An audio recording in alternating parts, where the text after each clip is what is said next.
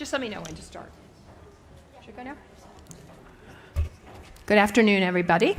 I want to thank you all for attending this part of Education Day. I know for many of us it's been a long COP. We're all pleased to have seen so much progress here. And perhaps for me, the most exciting progress is that we are all here together on Education Day. It's only the second time the COP has had an Education Day. Last year, the hosts were, of course, Morocco and the Mohammed VI Foundation. My name is Kathleen Rogers. I'm president of Earth Day Network. I work for an organization that started Earth Day worldwide. We're now in almost 200 countries with 50,000 partners and are just approaching our 50th anniversary. Before I begin, and we begin the panel, I want to really talk about the incredible contribution that Morocco as a country and also the Mohammed VI Foundation has made both to climate change and also to environmental education. We are very proud to be associated with them. They've made extraordinary progress, not just in environmental education, and they do have one of the more robust education systems in the world, but also because of their incredible contributions as a country around solar and education of their population generally. So I'm very pleased to be here with you all and also send our greetings to Princess Lala Hasna, who spoke earlier today. This session is about exploring climate and environmental literacy. The title of it is Innovative Approaches to Climate Change, Education, and Youth Empowerment for Climate Action.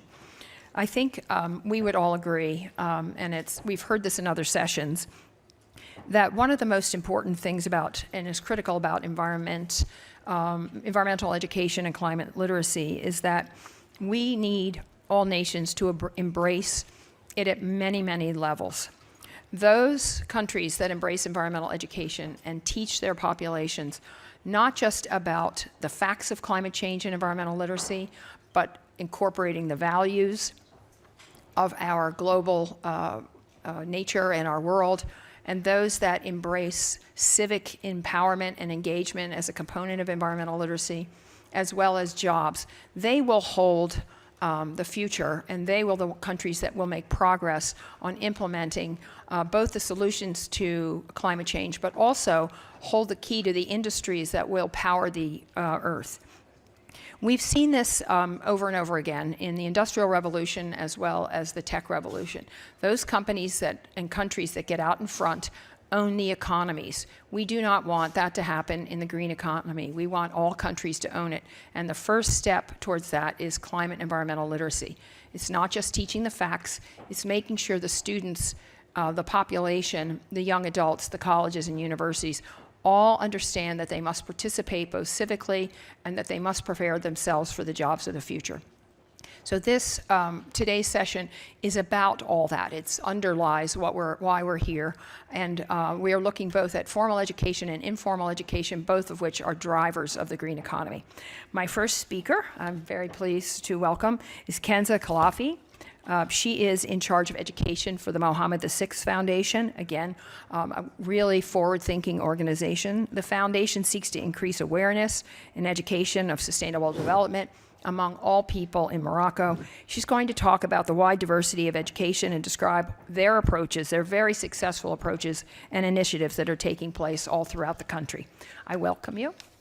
Thank you, Kathleen, for this amazing introduction. So welcome all to our event. First of all, I would like to give a small introduction about the foundation. So Morocco is invested in a proactive policy regarding the protection of the environment. In fact, from 2011, it has adopted in its constitution the right for all citizens to have access to water and a healthy environment. And the foundation definitely subscribes to this policy. From 2001, date of the creation of the Mohammed VI Foundation for Environmental Protection, Morocco, by His Majesty the King Mohammed VI, that entrusted the effective presidency to Her Royal Highness Princess Lala Hasna. The core and initial core intervention of the foundation is education for sustainable development. And for this axis of intervention, the foundation is targeting multi-stakeholders, local stakeholders from decision makers, public sectors to elected people, and definitely the students and their teachers. So my intervention today will be highlighting stories of change that empower youth people, stories of change that create pathfinders for change as local initiatives. So let's go first to our first good practice.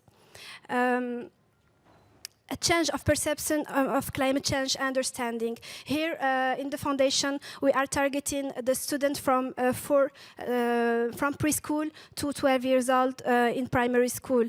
And our program, Eco School Morocco, is directly related to the SCG for quality education, but also to responsible consumption and production. We are asking our students not only to think about their local school, but especially to change their minds, change their behaviors. It can start by turning off the lights, small acts, but that have a long-term impact on the environment.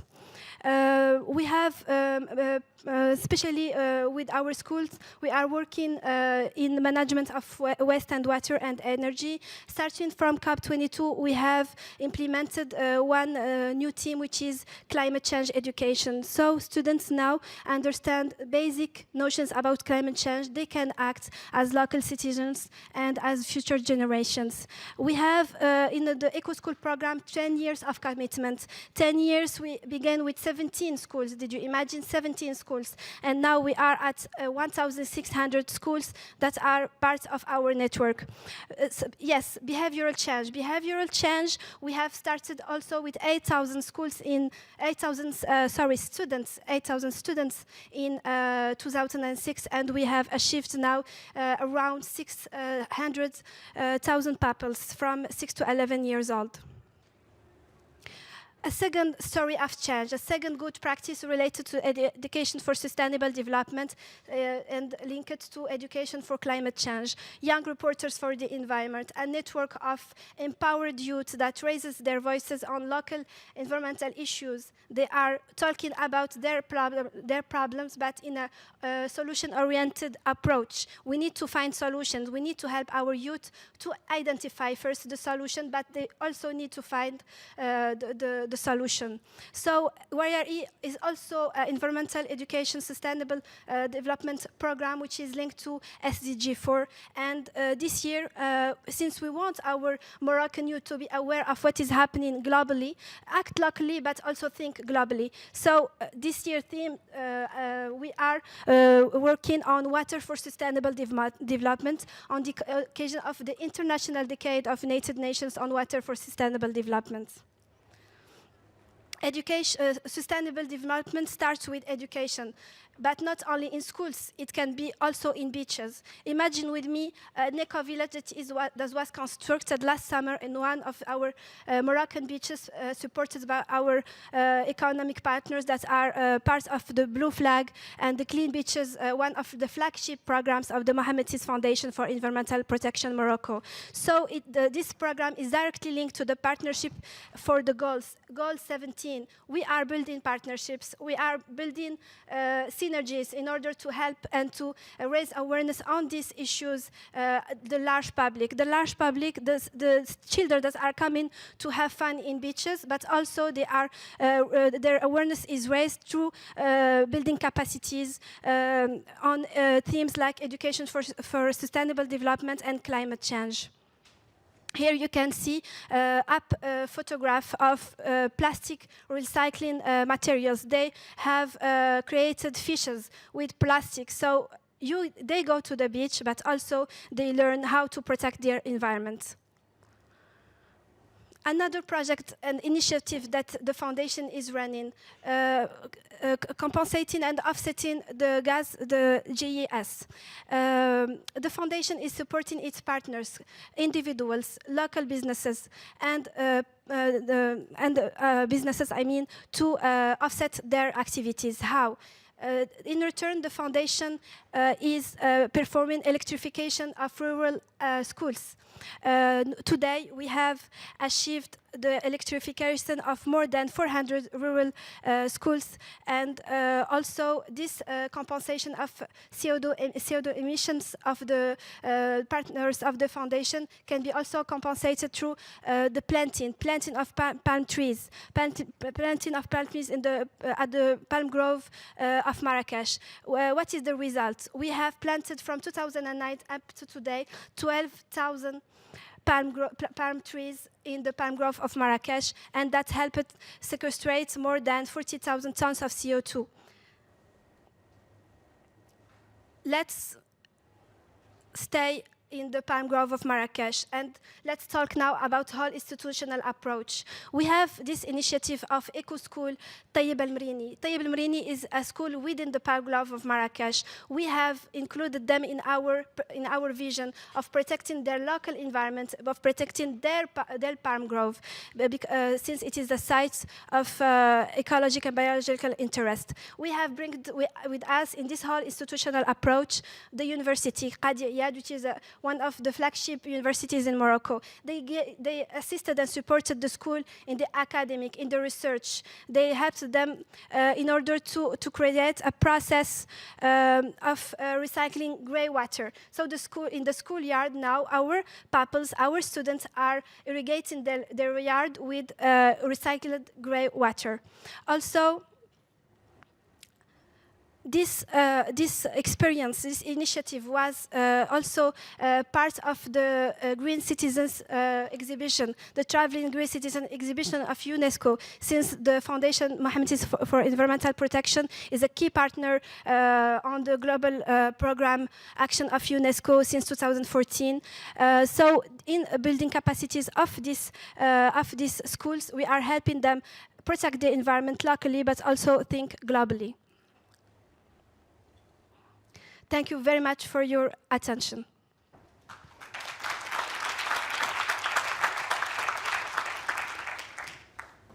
I'll just sit here to do this. Next introduction. Earth Day Network and the World Bank are engaged in a study of environmental and climate literacy worldwide. One thing we know is that what's on the books of a country may not actually be reflected in the classroom. So we are, of course, interested in the opinions and honest opinions of teachers who are the ones that will actually be implementing climate and environmental literacy worldwide. So we're very pleased to have a real teacher here who not only spent many, many decades in teaching, but has now been instrumental and at the top of his profession as a director of eco schools in Morocco. Ahmad Rabat Salmi, excuse me. It was a teacher in rural eco schools near Tangier. The school is absolutely a model for sustainable education and its approach to climate literacy. He has then, of course, been elevated to be a director and brings both a wealth of information about what is going on, not just in his own school, but what's going on nationwide in Morocco. We're very pleased to have him. Thank you. Oh, and also we're going to be translating for his speaks, which will be in French, I believe. Thank you. Bonjour, mesdames et messieurs. En cette rencontre historique à dimension internationale, j'ai le grand plaisir de participer avec un témoignage en tant que directeur pendant 17 ans et ici principalement en tant que coordinateur volontaire du programme d'éducation au développement durable lancé par la Fondation Mohammed VI, qui est Eco School, et cela en partenariat avec le ministère de l'Éducation nationale depuis 2006. Et ça se passe dans une région rurale au nord du Maroc, nord-ouest, à Tanger, et on va voir pourquoi l'école avait besoin et avait intérêt à devenir éco-école. In this historical meeting at COP23, I have the pleasure to participate with a testimony on the rural school Hajar Nahal located in the northwest part of the Morocco. I am a teacher and a headmaster for 17 years of this school. And we are launching from 2012 the Eco School program, which is a program launched by the Mohammed VI Foundation for Environmental Protection in collaboration with the Ministry of Education. Today we will respond to the question why our school needed to be an eco school.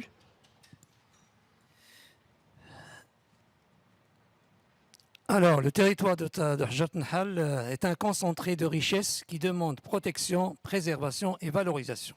Ici, on voit la situation stratégique dans le nord du Maroc. Hajjat Nahal is situated in the north part of Morocco in the site of Tahdart. It is a concentrated wealth that demands protection, valorization and preservation. On voit la zone humide. Attention, regardez. Retournez, s'il vous plaît.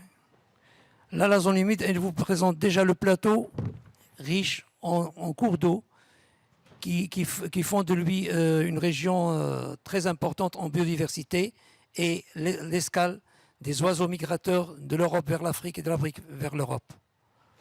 The biological and ecological interest site of Tahdart, where our school is located, is a wetland by excellence. Given the rich biodiversity, where rivers that rain and contribute to an important richness of fauna and flora, and also serve as a transit zone of migratory birds from Africa to Europe and from Europe to Africa. Yeah. Le territoire, il occupe une superficie de 14 000 hectares. Riche en biodiversité à la fois floristique et faunistique, et constitue un refuge pour certaines espèces animales et végétales menacées d'extinction. Our site covers an area of 14,000 hectares. Our area is rich in biodiversity, both in flora and fauna, and it is a refuge of some animals and species that are threatened by extinction. Zone humide par excellence, vous voyez, elle englobe l'existence de certaines espèces menacées d'extinction comme l'outarde barbu, par exemple, vous le voyez en face. Among the protected species, we can see l'outarde barbu. In English, the name is great bustard, and it's one of the last remaining species in Africa. Le village, il a une spécificité, comme vous voyez, c'est authentique, c'est une authenticité. Here you can see the village where our school is located is really an authentic village.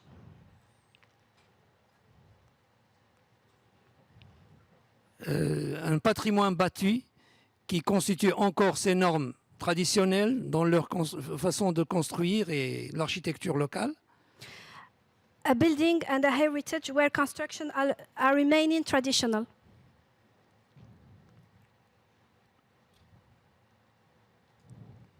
Des vestiges qui sont sur le lieu, comme les thermes romaines par exemple, Vestige of the glorious period of the Roman baths. et qui sont un témoignage du passé. And they are really a testimony of the past. Il y a des rencontres interculturelles, c'est-à-dire des échanges par des manifestations locales.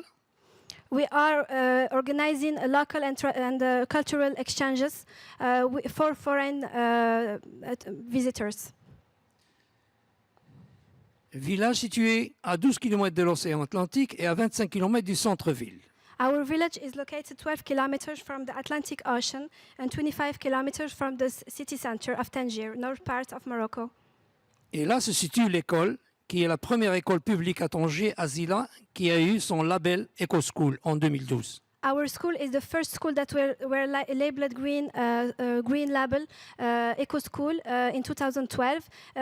Eco School is a program where the school needs to work on environmental projects, and one of the incentives is to have a green label. Donc l'espace, la propriété et la qualité de l'espace, c'est l'entrée principale pour améliorer la qualité de notre enseignement. We believe that the cleanness of our spaces and our school and the beauty of the infrastructure is the main interest to improve the quality and to have a quality of teaching. L'école est constituée de 468 élèves, donc dont 48% filles. In our school, we have around 468 students, from them 48% girls. Et elle a élaboré des 6 thèmes d'éducation à l'environnement qui sont la biodiversité, l'énergie et le patrimoine bâti naturel, grâce auquel elle a été certifiée école associée de l'UNESCO.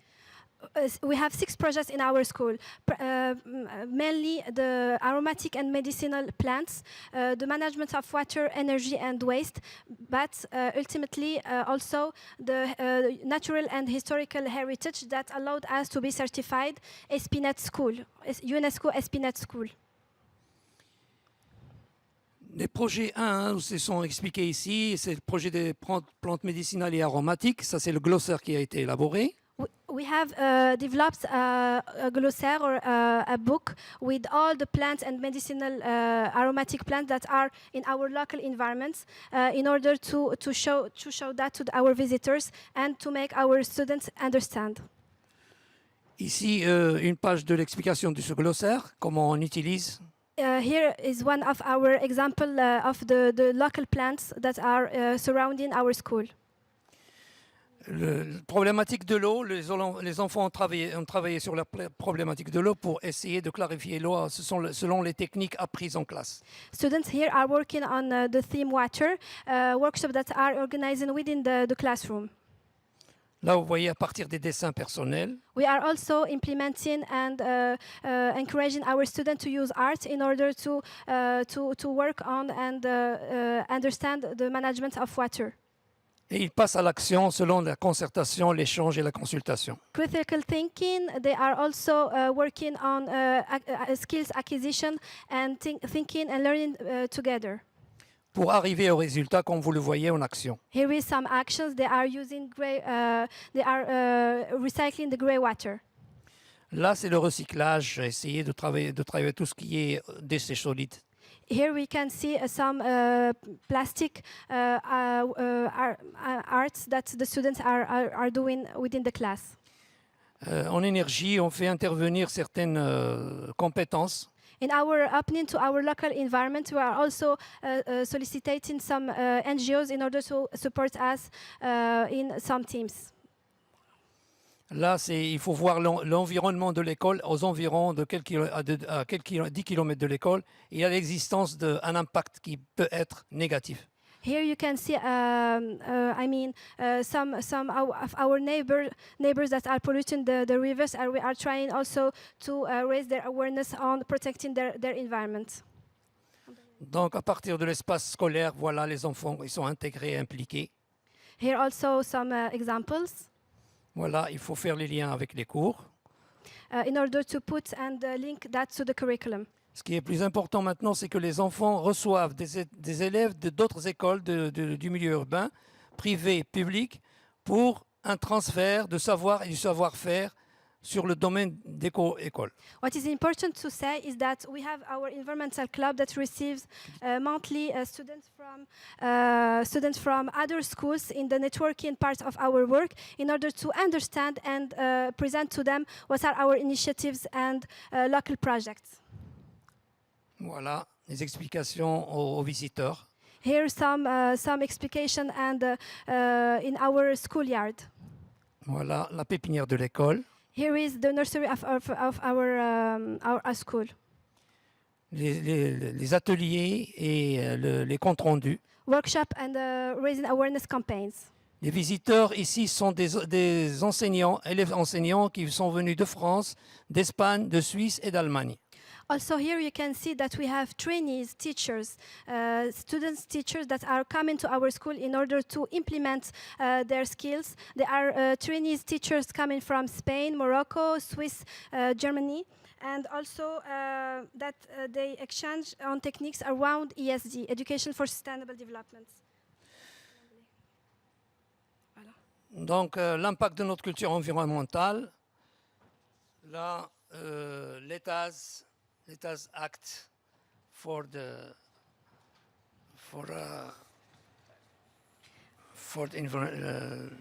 Let us, I will say it in English and you will say it in Yes. French. Let us all act for climate improvements. And thank you all.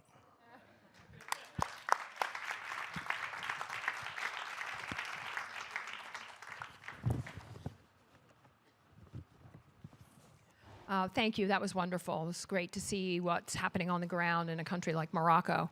I'm just going to talk a little bit about what Earth Day Network is doing in the field of environmental education, both formally and informally. Do I have to change the thing? No.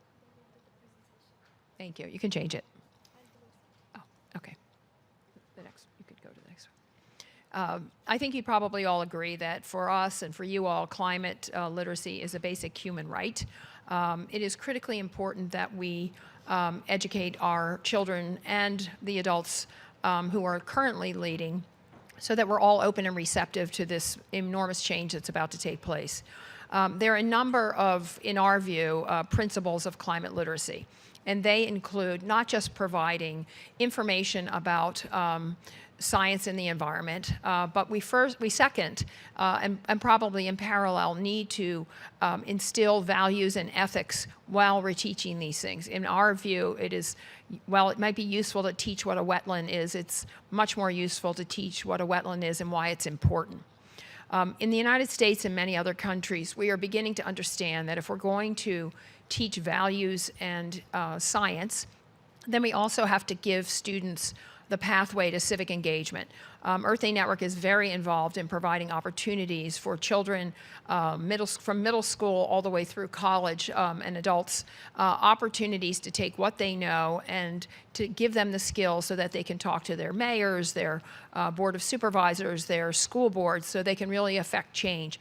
As I think most of us would agree, when you see children speaking, people really react to it, and they are some of our best emissaries for dealing with the problems with climate change, which, again, as we all know, are increasing at a rate we didn't anticipate. The final part of our environmental education program, and one that we're also seeing worldwide, is our preparation for jobs of the future.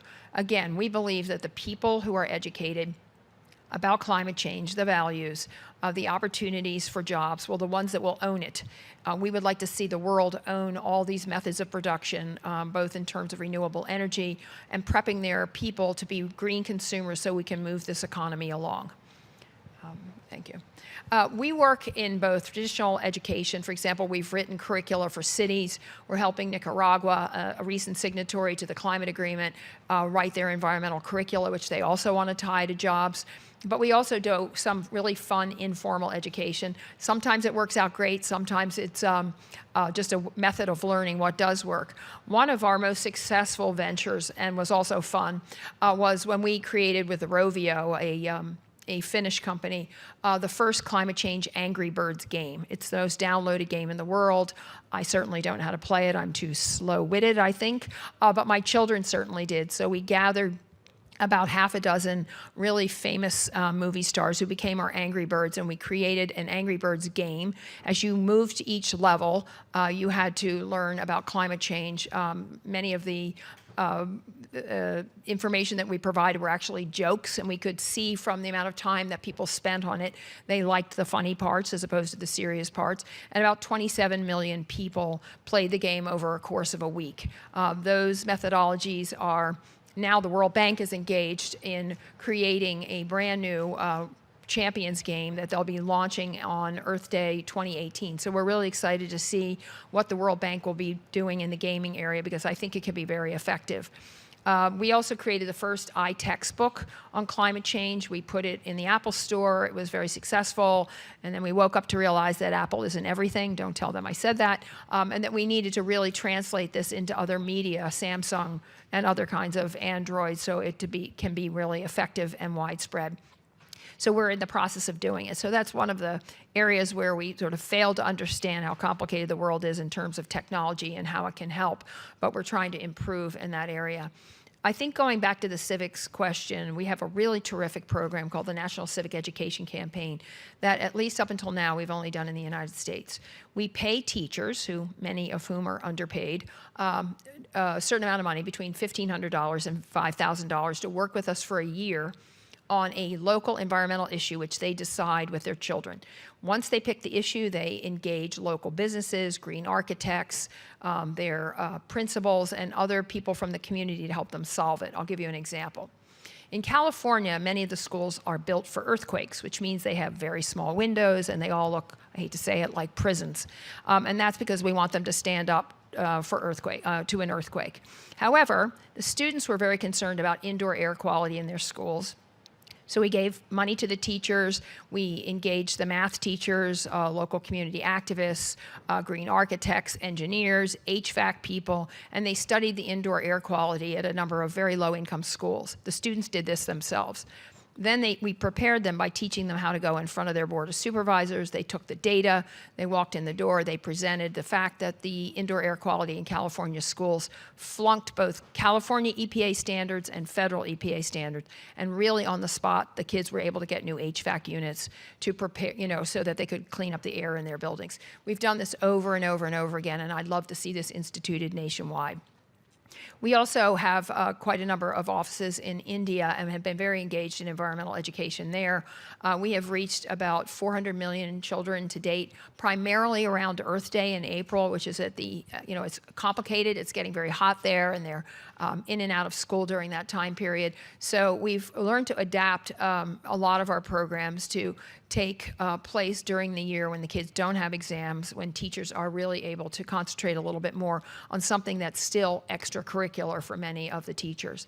And finally, for the 50th anniversary of Earth Day, as I mentioned, we're doing a global study with the World Bank. One of our goals for the 50th anniversary is to have a growing number of countries join Morocco and other countries to promote and implement mandatory climate and environmental literacy that is attached to values and jobs. It is going very slowly. We know that in most countries, what happens in climate education can be can change from state to state. In the United States, we have 50 states and 50 different environmental literacy plans, 5 of which have struck the words climate change from the curriculum for all kids in the state. So if you can imagine, we're now a growing population in the United States will not be able to learn about climate change. We have a long way to go. Change to the next one. Anyway, I really look forward to any questions or you may have later about our programs, and we'd also like to learn from you all. Our last speaker is a really terrific and important component of environmental education and spreading the word. He has an amazing background. James Close is now the Director of Climate Change for the World Bank, an institution that has grown incredibly over the last 3 to 5 years and has been an incredible supporter of climate change and environmental education. He has more than 25 years of experience working in the field of climate change and energy policy, and I think he brings some very unique background to this because he worked in business for quite a long time, and you can really see the impacts that he has had on the World Bank by incorporating business, education, and of course the bank's interest in saving the world from climate change. So James, we welcome you. Thank you, Kathleen, and thank you for that very warm and effusive. I've got to live up to it now. And also thank you to our host, the Mohammed VI Foundation for Environmental Protection, and the work that you do in Earth Day Network. This could turn into a mutual appreciation society, but we really do enjoy working with you, and what you do is tremendous, and I think our partnership is very effective and hopefully will be very long-lived. So I personally am extremely excited to be part of this discussion. My mother's a teacher, my wife's a teacher, and my brother and sister are both teachers. So they will be quite impressed that I'm talking about education to so many people here. And in the context of something which is really very important, and I'll talk a little bit about that later, but just hearing what you're doing in your eco school in Nahal, and I know we're going to hear about some great work in the IAAI and also in the work in Cameroon. It's just really inspiring to hear how we're influencing this next generation and the way in which they will think about the issue of climate change. And I think as I come out of COP23 and think about the lessons for me, I think about what we've heard on the science side, and I think about the state that we're in around forests, where I think we're now 15 years from the tipping point of forests. We're seeing some really terrifying data around the rate of deforestation, as well as some quite extraordinary non-man-made deforestation in the Amazon. So it's almost eating itself from within. And similarly, in the oceans, again, what we're doing to our oceans is really very tragic. And I was talking to a very eminent person from the World Meteorological Organization today about the hurricanes in the Caribbean, and he was just fundamentally alarmed at the sea surface temperature and the fact that these hurricanes are now coming one after the other in what's a completely unprecedented set of actions. And of course, we've had the news this week of a 2% increase in emissions overall, including a really alarming rate of increase in methane emissions. So, you know, that's the bad news that I take away. And I'm using this, I think, to galvanize urgency amongst our teams in the World Bank, and also, I think, in terms of everybody that we meet. And this is where I start to become really very positive. The advocacy of business and the NGO community, and really the enthusiasm of so many young people to address climate change is absolutely tremendous. And let's be in absolutely no confusion about this. We need to transform our society and our economy in order to deal with this challenge. And all of us have a role to play. And I've been saying, as I come across people in the COP, and you know, we have these conversations together with each other, we've got to take them out and communicate them to 10 of our friends, and we've got those 10 friends to talk to 10 of their friends, and then to talk to 10 more. And what better way to do this than through education? Because education gives you the opportunity to touch young minds and to influence them around the way in which they should think about this existential problem that we've got. And it frames their thinking and their problem solving and gives them the tools and the evidence and the data to come up with their own conclusions about what to do and how to do it. So we're absolutely committed to increasing awareness in support of addressing climate change, and particularly in developing a low carbon and resilient future. We've started off within our own organization where our learning programs are really quite dynamic and flexible. We've run a massive open online course on climate change, and it's been translated into Spanish and French with tens of thousands of people who've undertaken that. Of course, we promote very ambitious climate action, both by the public sector and the private sector, and through policymakers, and we do that through education and public engagement and advocacy, and I see advocacy as an important part of that education equation. And of course, we're building coalitions, the kind of conversations we're having here now, the work that we're doing with you, Kathleen, and your organisation are all ways in which we can amplify climate knowledge and develop solutions. So I'm very enthusiastic about the work that we're doing, but of course it's nowhere near enough. And I'm also extremely grateful for one of the really tremendous initiatives that we have here within the bank group, and has worked with so many people at the COP, and that's the tremendous Connect for Climate team. And they've promoted Connect for Climate and advocacy around climate with extraordinary zeal and energy and skill. And this works with over 400 partners to communicate climate action, solutions and innovation. And if ever you see anything for climate, you'll usually find the Connect for Climate team behind it. And they're part of our ability to enable this ability to create partnerships and build advocacy. And they're working with people that the World Bank Group wouldn't traditionally work with. So that gives us much greater reach and much better impact. And it's not all working with those stakeholder groups, but it's also building up the research and the capacity and the climate knowledge from many partners. So if you look at the training and you look at their website and Facebook feeds, you see so much really vital information. And we've been running a tremendous Facebook Live sessions, which builds a great repository of knowledge. And then internally with the bank, they generate a different type of enthusiasm for climate change. And as I've been reflecting on our role here over the last few days, I've been thinking about the journey we as an institution have taken in making ourselves climate smart and how we've really stepped forward into this journey because we know that it is so important for the poorest and the most vulnerable. And if we're not doing this, then who else is? But we really need everybody to come alongside and motivate themselves to do that. And I think in this context as well, I think we should just think about the Fijian presidency of COP23. I mean, they've built on the excellent work that the Moroccan presidency did in COP22, and they've promoted this uniting for climate action further, faster, together. And I think this is a wonderful message to take away from here and use to mobilize us and really drive our activities and intent.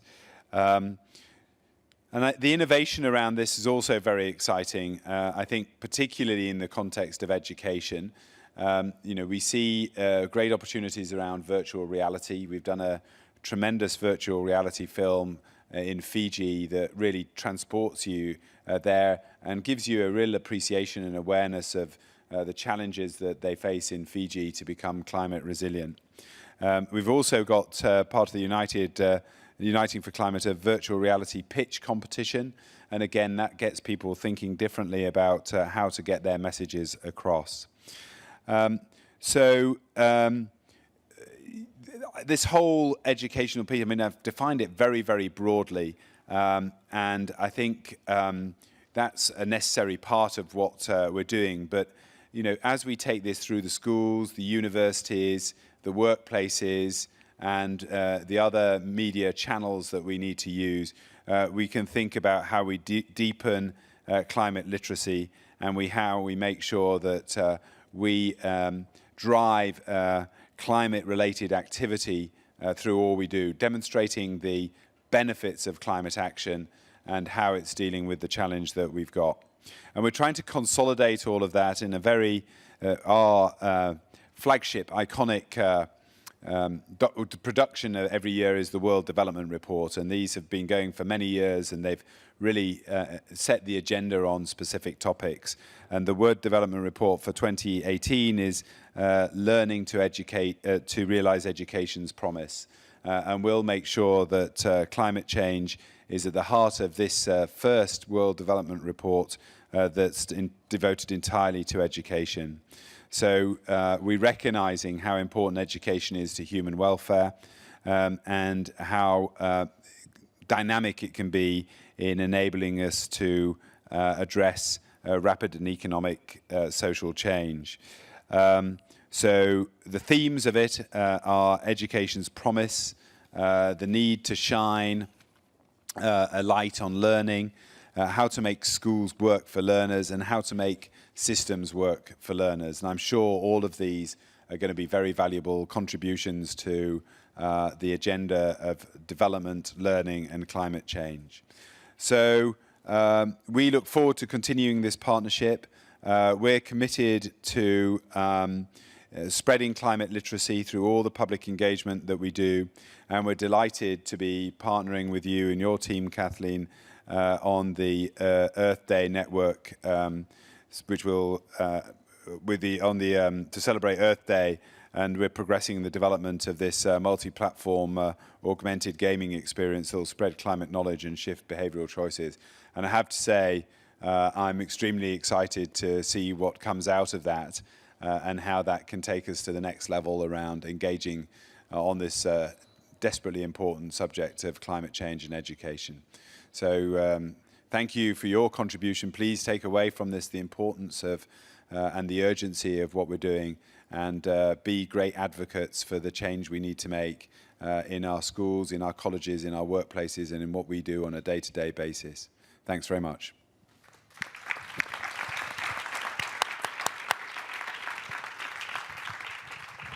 We'd like to take one or two questions if you have them before we move on to our next panel, and it could be a comment or a question. We'd love to hear from you. Certainly, if one of the things that is most needed in environment and climate literacy is money. Education is often underfunded, and hundreds of millions of kids, unfortunately, don't have access to education at all. So we are working not just on implementing this, but actually looking for funding worldwide so that every country's children and university students have access to it. But is there anyone who has a question? I thought I saw a hand up back there. Anybody want to ask a question? If not, we'll move on to our next panel. I think we can have the speakers come up. Welcome on behalf of IAAI. I know I have the closing remarks, but just briefly to say, because we are also co-hosting the next panel. So welcome everybody, happy COP23 Education Day, and I hope you are having inspiring sessions so far. So my name is Miroslav Polca. I'm from the International Association for the Advancement of Innovative Approaches to Global Challenges, and we are working on creating this multi-stakeholder partnership GLOCHA. As you can see, our main message is youth power for a better world, and we believe that young people can do so much good for the world and for solving the climate crisis, but they need to be empowered, and innovative approaches are needed, climate literacy is needed, and there is technology need and also access to financial resources, which we will hear later on this panel. But I just wanted to briefly say hello on behalf of our organization as co-host, and we are delighted that these very well-established big players are so open to innovation to welcome us also in the Grand Coalition for Climate Action. So I think Jean-Paul, who is our next moderator, is back there trying to fix his presentation. So if you just give him a second, here he comes, he's running. Thank you. I'll see you again soon.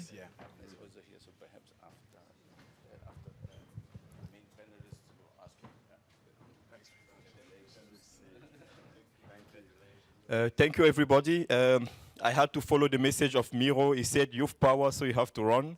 And I know there's one person in the room who started a campaign called Hurry Up for the Climate. So we all have to wear sports shoes so that we show that we are not having enough time to solve the climate crisis. But at the same time, it's always a big fear of a side event moderator or a panelist when you sit in front here and then you see the room being slowly been empty because of some people leaving, and then you ask yourself why could be the reason for that, and then you always have to remember that people have to hurry up for the climate. So don't worry about that, and I'm very happy that you're all staying for the next panel, and I would like to invite Timothy Damon, Danae Espinoza, and our friend Alex Wang. Please also join us, and of course Jixin Ying from the Climate Youth Action Network. Have a seat, please. As you can see, we try to have a two kind of setting for this side event, which is based first on our wonderful previous contributors and speakers, bringing this input to set the theme and also make sure that we can share all those various initiatives taking place. And now we have a youth panel. And I'm sure we have more young people in the room that would be happy to join us here, but we have to give the floor to those that are sitting here now. And Jut Grana, you are in the room, right? Jut Grana, are you there? Okay, she left. I would like to call Miriam Schönbrunner to join us as well. Please, the seat is there for you. We never like to have empty seats, so please join us. We are talking about climate action. We are talking about the role young people can play, and we are talking about innovative approaches to make sure that climate education actually has an impact. And we have all those various initiatives taking place. And one thing I always remember is that if you don't have people on the ground in the different countries around the world able to connect local communities with all those wonderful initiatives, then you will miss one point, which is exactly how do you make an impact at the local level. But we also talk about, and Caitlin raised it very well, you also have to make sure that what is being done at the local level has an impact or connection with the global policy discussion. And that's the reason why we are here today. This conference is a global conference focusing on policy mechanism to make sure that climate action is actually well structured and has an impact. But we have young people now with us, coming from different organizations and different countries, doing both kind of work at the global level, but also at the national level. I will not take much more time, and I just know that we have to share concrete example about how can young people create climate action with innovative approaches. And also how can this contribute to this youth power that we want? And also some of the challenges that you have been facing in your organization. How do you overcome them? How do you make sure that this work we are doing, this wonderful climate change education achievement can be sustained, but also that the challenges that we face can be overcome? I will right away start maybe with Timothy Damon, because you are on the screen already. You are the founder of the Global Youth Development Institute, and you are also you are a Glow Child Angel. That's how we call that's how we call it. Glow Child comes from global challenges, and you have been very supportive to the work of IAAI over the last years, and now you are here. Please, Tim, as a former focal point of Yungo, the youth constituency of the UNFCCC, what is your view about linking the global to the local, and also making sure that this action can be moved as far as possible? Well, thank you, Jean-Paul, for the very warm and friendly introduction. Thank you, everyone, for being here. Thank you to Earth Day Network, the Mohammed Foundation, and, of course, IAAI and Miro, hiding down here in the front row. My name, again, Timothy Damon, from the United States, from Ohio specifically, so very much resonating with the previous comments about the educational challenges we're facing in the United States. But in this context, I'd like to really talk about the international challenges and also the work that we're doing. But before getting too much into that, Miro had just mentioned the global challenges efforts that we are making, and that is to mobilize those resources and technological infrastructure and things. And we actually had a very exciting event last year in Marrakesh about this, and we've also made a video recently from the Conference of Youth. So I think we're going to run that video before I continue. Many youth-led initiatives in local communities all over the world showcase that young people are taking collective responsibility to combat climate change and to build a more sustainable future. The great capacity of young people to act as agents of real social change lies in our creativity, energy. However, we, the youth, are lacking the financial, institutional and technical means to fully unlock our potential as agent of real social change and the resources to shape the global response. We are ready to take climate action, but we need important resources. Now we are calling for resources to empower youth for climate action in a systematic and globally coordinated way. We invite all those who have financial and other enabling resources for youth climate action to give us a chance. Give youth a chance!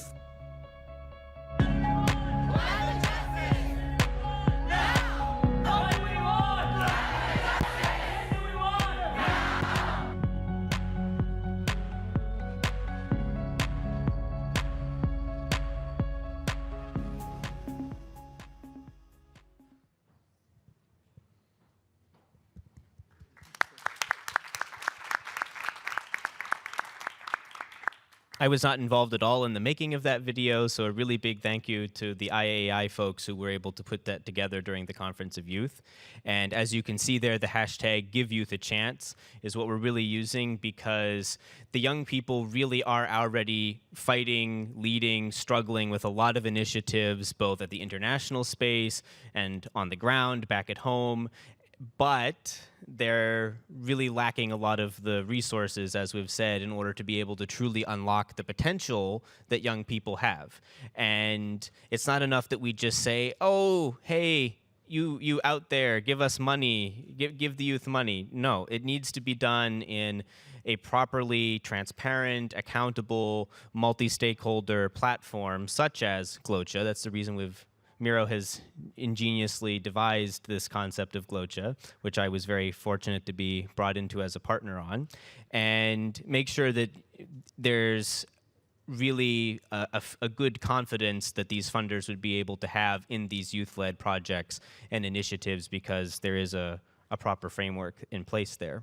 So we're not just demanding. And also there are concrete examples of really amazing projects. And one of these that I'm very proud of from this time, and I need to highlight another colleague here in the audience, Yugratna. Turn around and give a little wave. And I also have another colleague, Sagar, and another colleague, Julius, who are not in the room with us here right now.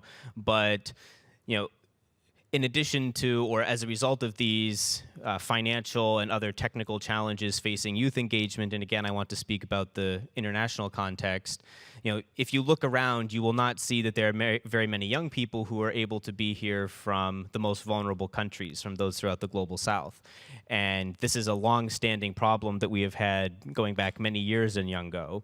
And there have been previous attempts to address this by securing financial support to help those young people be able to be here, but it's been very inconsistent because it's relied on different funders and the COP moves around to different countries. So previously Norway had given some funding, but then there was a gap, and then for COP21 in Paris, the French government provided funding, and that enabled us to bring about 20 young people, but then we didn't have funding for last year.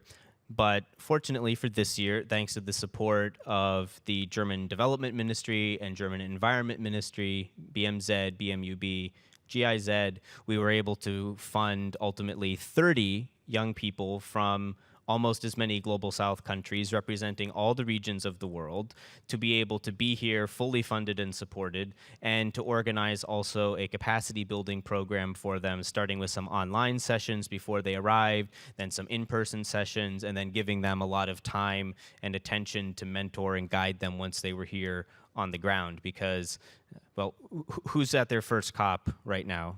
This is your first COP. Wow, that's a lot of hands. Welcome, yeah. My first COP was very intimidating, and it took the whole 2 weeks to actually get a sense of what's going on, where should I be, what should I be doing, and you know, almost all of our young people of these 30 Global South scholars are here for their first time. And we really wanted to make sure that this wasn't just a token youth engagement of, oh, look, we brought some Global South youth. Oh, look, they were in the family photos that the UNFCCC loves to do after all the events and everything. No. That needed to be meaningful youth engagement. And I'm very proud to say that they have been extremely active in the Youngo working groups on specifically this topic of action for climate empowerment, but also mitigation, adaptation, climate finance. And hopefully you would have seen them around somewhere. You can identify them from their badge. And we really hope that that is something that we will be able to continue as we go forward in terms of additional financial support and really build up a strong alumni of these Global South scholars. And then when they go home, they're able to then, and we're actually requiring them also before the end of the year to do an educational event back at home where they share back this amazing experience that they've had, and then they're better connected into the networks and things. So that hopefully goes to a bit of Jean-Paul's question, how do we connect this global international level down to the local level, is you need to actually facilitate that connection, bring people between the two levels, and really in that way showcase either the amazing projects that are happening on the ground, or also allow people to share their stories from being on the front lines of climate change, such as from many of our scholars are from small island developing states, and so they are very much feeling the pressures and why we need 1.5 to stay alive instead of just 2 degrees. So with that, I would just comment a couple of things, you know, where are we going from here? So there's the California Non-State Actors Summit that will be happening next year. That's going to be a very important highlight. There's also the Global Youth Music Competition, which is run several years now by IAAI and is a really creative and energetic way to engage people, especially young people, on these issues, and you know, to bring those winners to various meetings, either COP or the California Summit that are happening. And then next year is also huge because we will have the facilitative, or the now as it's being called, the Talanoa Dialogue, and of course the Global Stocktake. And it's important, I would close sort of with this sense that, you know, on Education Day, we need to recognize that without all of the elements of ACE, the education, training, public awareness, public access to information, how can we expect any more ambition out of countries as they go into these processes next year to be able to raise the ambition of their NDCs and think about the next round of NDCs. They need political will, and that's only going to happen if we get outside of this climate bubble that we're in. And most of my friends on Facebook are in this climate bubble now because I've been doing this this is my 6th COP now. So like almost my whole friends list is any more climate people, but we need to get outside of that. And all of us can do that. You don't need to be a teacher or a formal educator. Just talk to your friends who don't know anything about it. Talk to your family. Talk to the person next to you on the bus. I once sat next to a master's student in international business, and he was like, "Oh, climate change. Yeah, is that really a thing?" And by the end of the bus ride, he was like, "Okay, yeah, that's a thing. I didn't think about it. It has impacts for business and future profitability and things." So it's up to all of us to move forward on that and to really create the right ecosystem or political will that the countries need in order to move this forward, so we actually implement the Paris Agreement and just stop talking about it. And with that, I'm very happy to hand back over.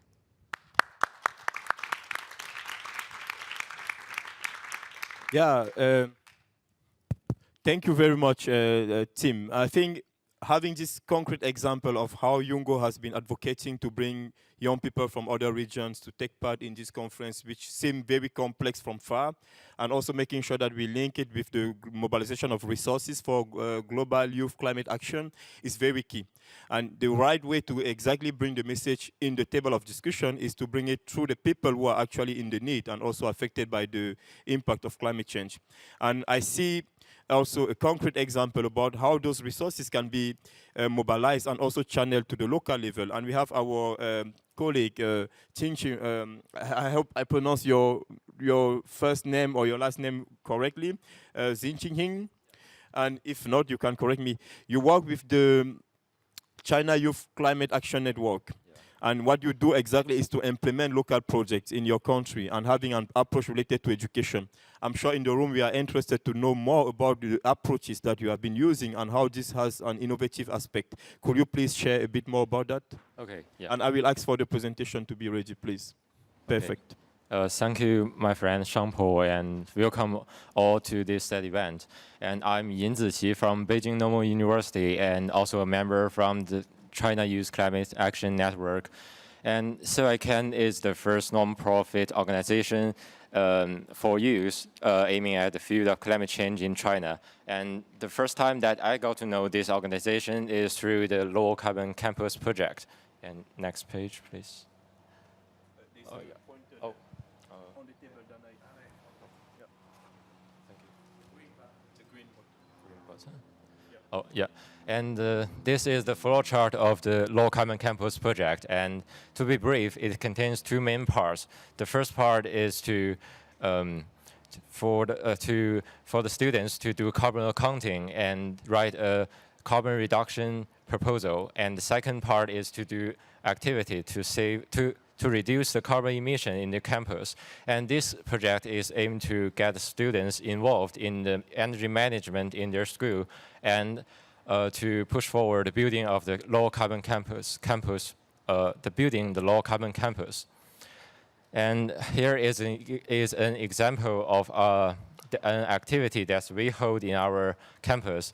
It's on last year's Earth Hour. We called it Less Off Party.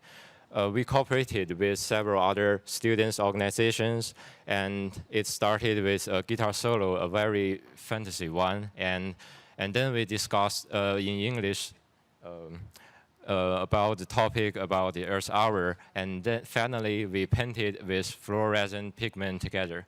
Yeah. And the second program that I will introduce to you is called Climate Adaptation Youth Intervention Program.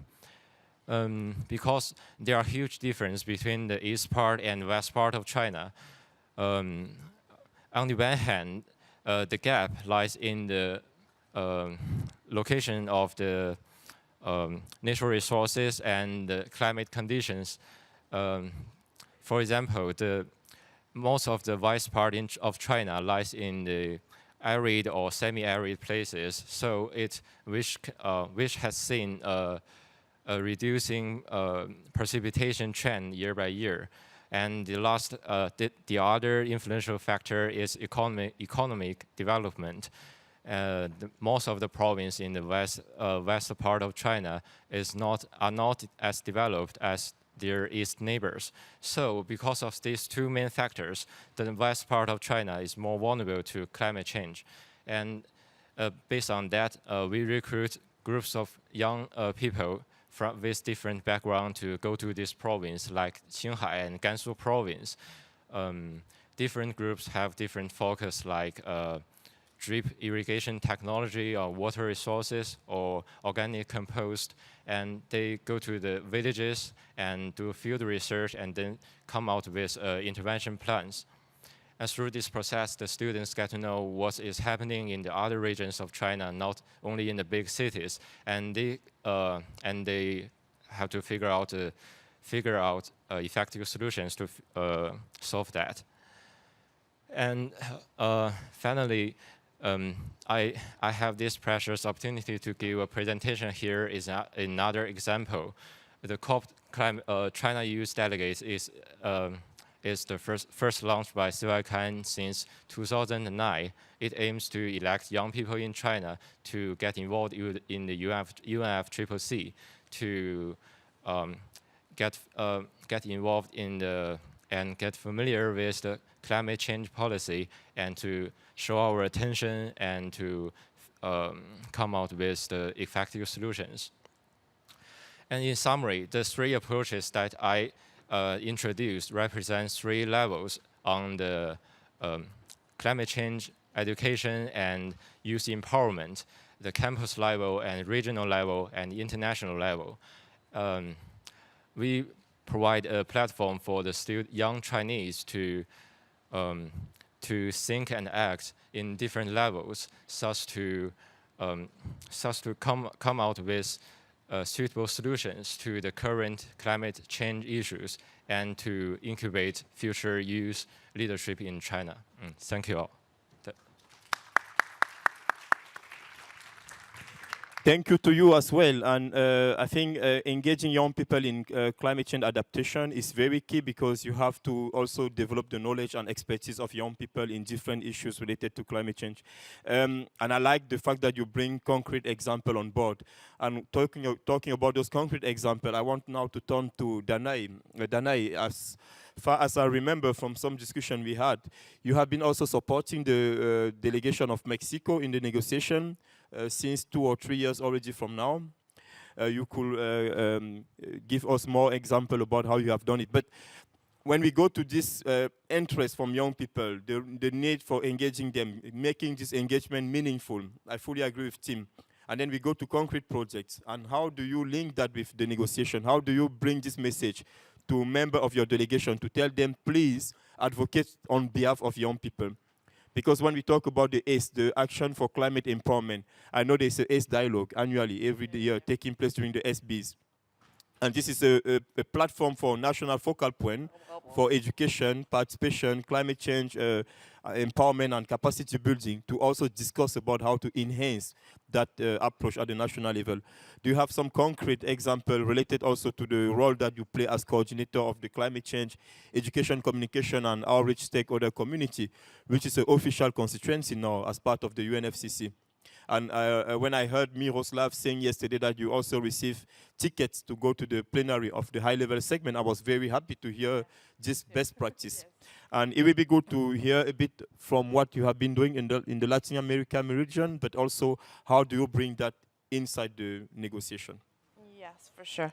So I think everyone is like a little sleepy right now. So I think that we should stand up and make a little exercise to breathe. And something important is that it's a fact, a scientific fact, that if you speak more than 2 languages, your brain starts to be more open as well as more awake. So, well, I'm Mexican, so I speak Spanish. So I will prove yourselves that you will prove yourselves that you can speak Spanish too. So please stand up. Okay, so you have to say first, arriba. Oh, great. So when you say arriba, you will do this and take a deep breath. When I say abajo, repeat abajo. Great. You have to put your arms this, okay? So I will use the microphone. Sorry, I think I speak very. So right now, arriba. And take a deep breath. Breathe. And then abajo. Okay. Let's do it again. Arriba. Take a deep breath. Contain. Abajo. Great. And one last time. Arriba. Take a deep breath.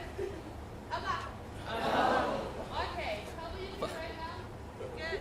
Okay. Thank you.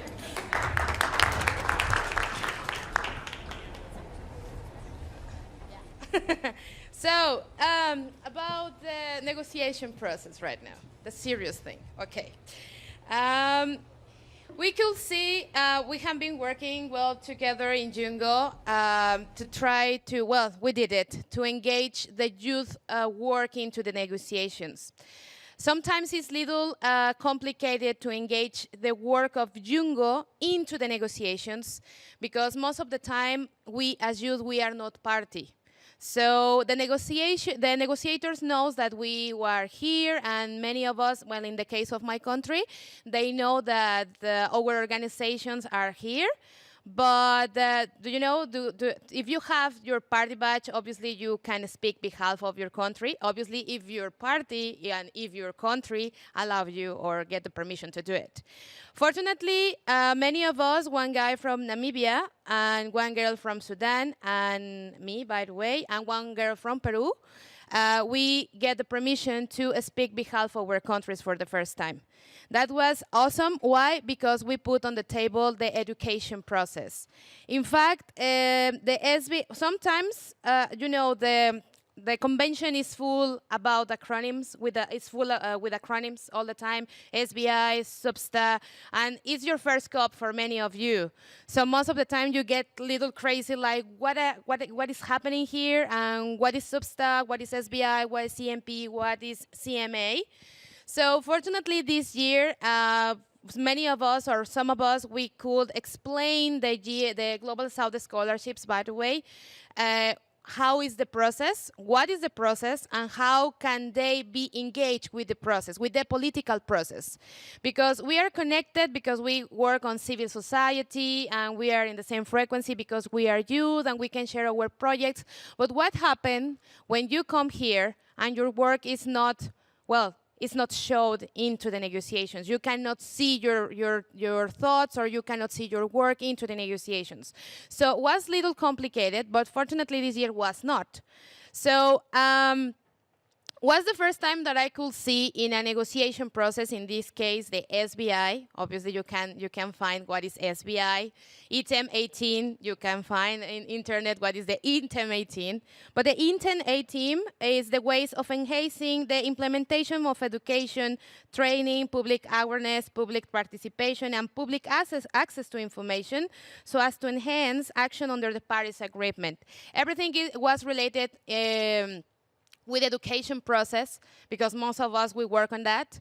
And I could see in the table, like, I don't know, maybe the 30% of the table, we were young people. Yeah, the 30%, even if they are not part of Jungo, because many young faces were there as negotiators. So I could see that even the secretariat was shocked, because, because was like, what is happening here? A lot of young people here just speaking behalf of their countries. That's awesome. And in this case, it's awesome, because this work that we have been done, it's from 80 countries, something like that, working during the first week. And the people who were allowed to speak behalf of our countries, we can push all the work from 80 countries into the negotiations. We have been lobbying with many countries. Japan was one, Japan, South Africa, Zambia, Cameroon, I think, my country, that is Mexico, some guys from Brazil are very interested. So we have been lobbying with many of the negotiators, and they are very open to work with the youth. In fact, we didn't do the conversation with Japan, so Japan called us, so was awesome. So I think, and I consider that we need to improve the capacity building into the negotiations, youth to youth, because it's necessary. And as we said during COI in one of the A's conversations, if you see that some of us, we have obviously the party badge, and we are working with you, please use us. Because we are with you and we are you at the same time. So it's awesome when the parties see that you are organized and you can improve your work there. So that was awesome. For me, I'm very proud because thanks to the Global South scholarships, this is the first time that I see like 10 Latin American guys, thanks to the Global South scholarships. And well, obviously in my language, that is Spanish, I could help them to understand the process. And was very easy for them to start to work into the negotiations and even to be engaged with their delegations. Because most of the time they were asking me, Danae, how can I send a letter? Or Danae, how can I talk with this guy? Or what do you think about the position of this country? So obviously I have to be very neutral in these conversations. But was awesome because I feel very, very happy because I could share my job and I could share my experience with another young leaders too, because they are young leaders. So for my region, it's very important because our region, it's very difficult right now. A lot of political processes are coming right now. In fact, electoral processes for presidencies or Senate, etc. But they are understanding very well, and they continuing working on. And about the ECOS group, I was happy like you yesterday, like, really, we have passes? Oh, awesome. So I was running, well, just were 2 passes, but fortunately the secretariat they are tracking us as a group about education and communication, so that's good. And ECOS, well, but this is a new community supporting climate action through engagement and informed decision making. That's important, and we are doing the decision-making process. And well, right now the ECOS is recognized by the Secretariat of UNFCCC, and it is open to all individuals, by the way, and organizations that want to help to build community and capacity to minimize climate risk and maximize resilience. So from my side, that's it. And well, we have to keep pushing the capacity building into the youth, from the youth, or even not from the youth, just that. Thank you. I would like to do the Abraro, Areva, but I know we are going to do that at the end, and we will count on you to lead us once again. It's perfect to have this community, this platform where people can come together and then reflect a bit deeper about how to advance the agenda of education for climate change, and also think about the outreach and the communication aspect. But I also like the fact that you are part of you are the co-coordinator of CLIC, the Latin American and Caribbean Youth Climate Movement, because that's exactly what you have to do. You mentioned this mentorship approach. When there are new participants from your region who are totally new to the process, you take the time to train them, to explain to them, so that at the end of the day they have something to contribute to, because it's important for us. We had this funny discussion one day about COP tourists. It's not because we want to be tourists in this process. It happens because you get lost if you don't have support or orientation. And we have to avoid that because there's so much knowledge, there's so much support available. We just have to connect the people, make sure that they share the needs, and then we bring the input and the support we can provide, then it will work. And having this kind of space is absolutely needed. And I like the fact that we are all part of different initiatives and we all come together. I want to go to Miriam now. Miriam Schönbrunn, I hope I pronounce it well, thanks to my German knowledge. You come from Austria. You advocate in your country at the local level. This is your first COP, right? First COP, yeah. Maybe it will be good if you bring a bit of insight from your perspective in this panel, and also let us know what will be the way forward when you go home. What is the message that you want to take home once we are back, and also how do you want to link it with the topic of our side event? So is it working? Yeah. Okay. So I'm part of a project called We Are Like Environmental Reporters, and we are a group of about 30 people. And yeah, we work together to raise awareness for climate change, and we run a blog and social media sites. And yeah, 2 people within this project, they have the opportunity to go to COP every year. So the people change every year. There are new people. And yeah, our main subject is to raise awareness among young people and break down this complex topic of climate change that somebody who never engaged with this issue can relate to that. And yeah, I'm really inspired because I connected with a lot of the youngos, and I'm really inspired of their passion and their work they are doing. And I think it would be a great thing to engage, for instance, with Miro, and build or establish a platform in Austria that prepares young people for the COP, because something like that we don't have in Austria. And yeah, thank you. Thank you, and welcome in the community of Glocha Angels.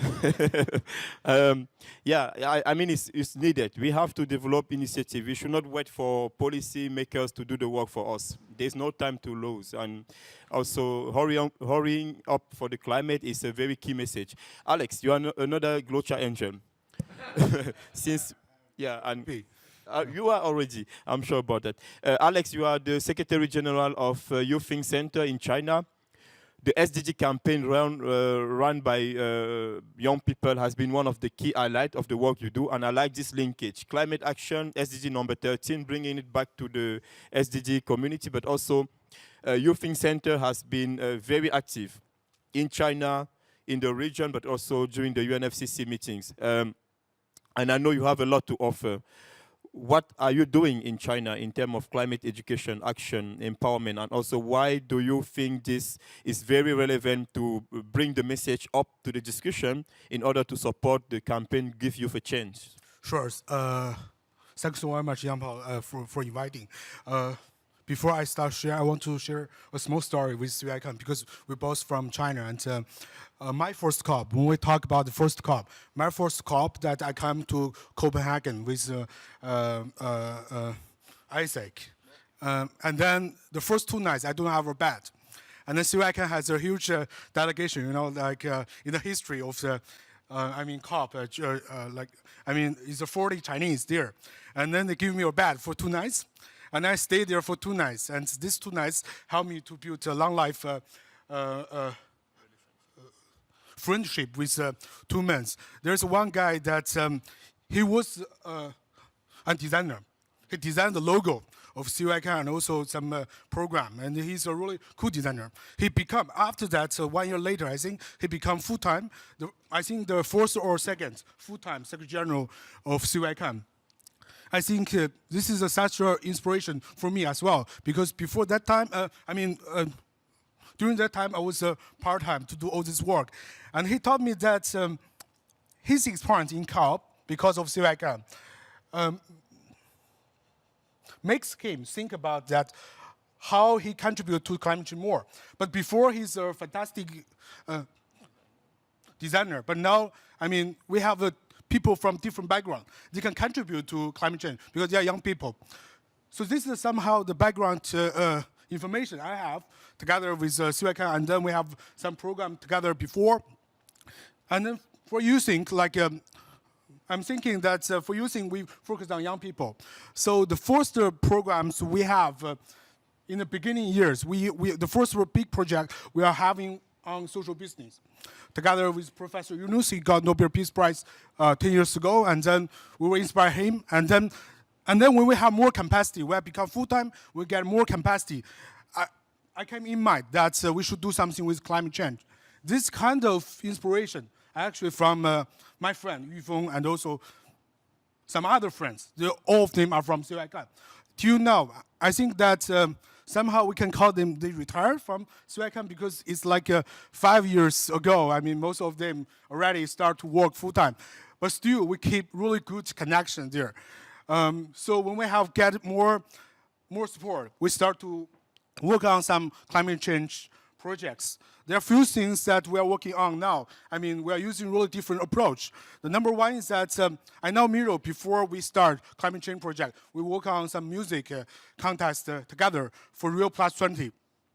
And then we think that the first part of work is that we work with Miro, we work with some movie makers, and also Connect for Climate from World Bank.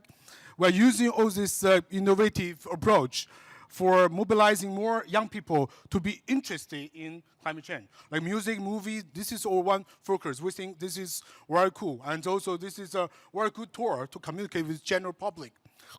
The second program we are working on climate change is that we are working with our big online media platform called NetEase. We are engaging some celebrities on climate change.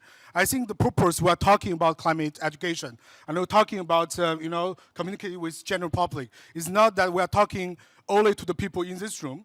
I think all these 20,000 or 25,000 people coming to COP, they are already advocate of climate change. They're already passionate about promoting climate change. The reason why is that we are here is that these 25,000 people should communicate with the rest of 7 billion, right? So this is why we work with NetEase, that we want to bring some people who has several million fans online. They definitely don't understand climate change before. And even they think they're simple and naive before, right? So we bring, in 2015, we bring Jiang Fangzhou together with us. And for this year, we bring Ma Weiwei. Both of them have a few million online. And also, for this time, we bring Weiwei to know about sustainable goals and climate change. She told me that, like before I come here, I hear about climate change, this word.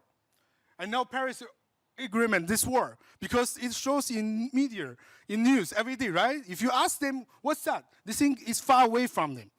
But for this time, they think that before I was very, simple and naive on this topic. But this time, I'm inspired. I want to do more through my impact, through social media. And then she proposed that I want to use my social media. We can work together. Like we can communicate with the Chinese general public. We can communicate with young people. Make sure that they think climate change is cool. They want to communicate this with general public in a more interesting way. That young people and general public think this is a topic. It's next to you. It's not far away. Or this is just topic. They are formula. Or they should understand that what they should do next step. The third thing is at the professional level, we're working closely with CRP. Which is a famous program launched by A.I. Gore, the former vice president of US. So since last year, in the past 2 years, we come out to useful SDG training. So all this useful training, there's one afternoon we have is about climate change. We think this is one of the third main topic for sustainable goals. The second thing is that we just, for this year, we just come out 2 professional reports. One is about 12 questions for climate change, which is you can share with the general public about that. The second report we are going to launch during the COP 23 is about carbon pricing. We just finished everything, so I think most of the Chinese people will say tomorrow, because we are designing posters, we'll share on social media tomorrow on carbon pricing. So this is some things we did. I'm thinking that there is some new things where we can do. There's one thing I think we can do very quick. One thing we just finished. For this one, we just finished the design of the logo, but we have to start most of things. Is that, So we want to link, we call use for climate.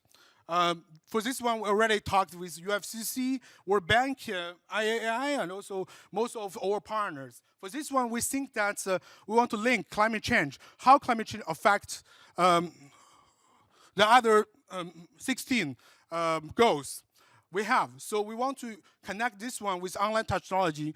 Back in China, we will do Chinese version first.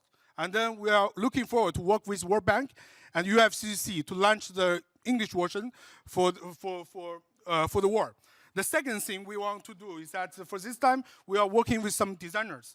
We are thinking that we want to link climate change, this general communication linked with Chinese traditional art. Like we want to combine this together, like with the climate change, there's a message there. So anyone who got this, like they can see the knowledge of climate change. And the money we sell this, we'll donate to some useful SDG fund. So this is the first one I bring from China to COP, and I want to give to Young Power, and I have one more copy for Miro, our great partners, so as a gift. And in the future, you can, I hope that everyone can buy online, and then we can combine, I mean, climate change is one topic, but in the future, we will combine this traditional Chinese art with SDGs. This is our, some new ideas here, yeah? Thank you very much. And my commitment is to give it to the Prime Minister of Fiji. And I will suggest that, Miro, you give your copy to Patricia Espinosa. Yeah, we have to get the message out. This is very innovative. Thank you very much, Alex. We always love your energy. It's very motivating and powerful. And we are really happy to have you as part of this discussion and community. One thing I really appreciate also in your intervention is about how do we collaborate together. It's very key, very important. We have to work together even if we are in the same country, the same region, even if we are far away from each other, collaboration is key. And in a world of digitalization, being connected every second, every hour, every minute, collaboration is really possible at all levels, all the time. There's no reason to say we cannot work together. And also because of the battle, we all struggle for the same goals. I know we don't have much time left, or we don't have time left. I see it from the technical part of the room. But I really think that an interaction between those young people, amazing contributors to our panel, will be good if we have some reaction from the room or some contributions, so that we also share our own stories and innovative approaches to climate education with them. Please raise your hand, introduce yourself, and briefly give us your statement, your question, or your comment. Have a gentleman. I guess we have a microphone in the room. We have 1, 2, 3 hands. Do we have a microphone, or the volunteers went for a break? The gentleman first.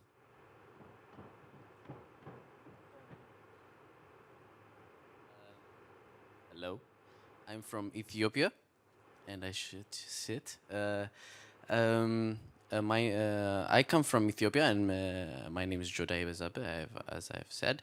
I come from a youth negotiation on climate change convention, which is an initiative by Addis Ababa University that is in our city, in our country. And my question comes back to is that there are a lot of youth initiatives and student organizations, but there is always a problem in interlinking them with each other and experience sharing with each other.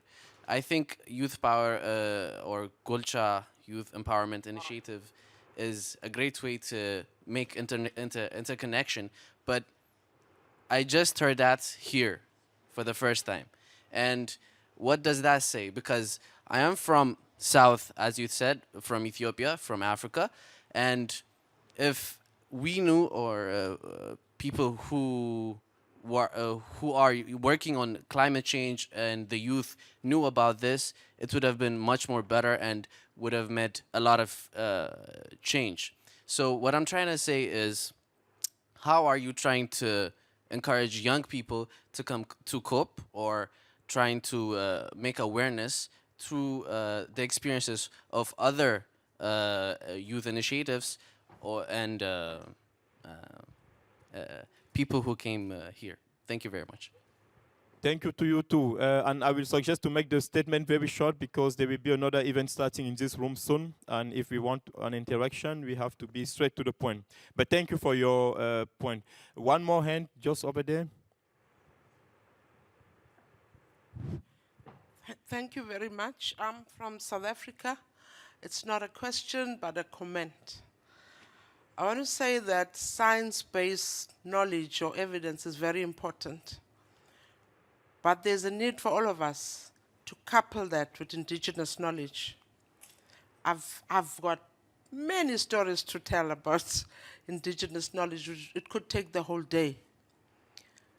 Because indigenous knowledge also holds a key to climate change discourse. So let's not leave it out.